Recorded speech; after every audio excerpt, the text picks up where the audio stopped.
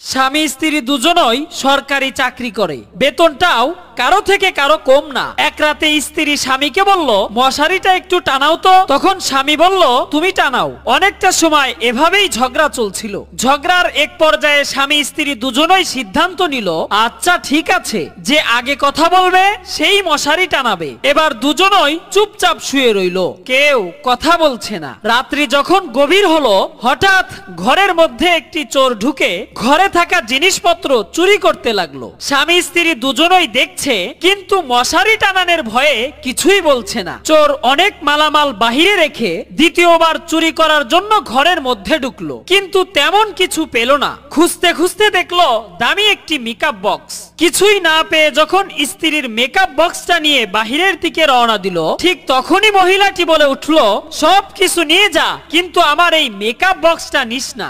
সঙ্গে সঙ্গে স্বামী বলে উঠলো,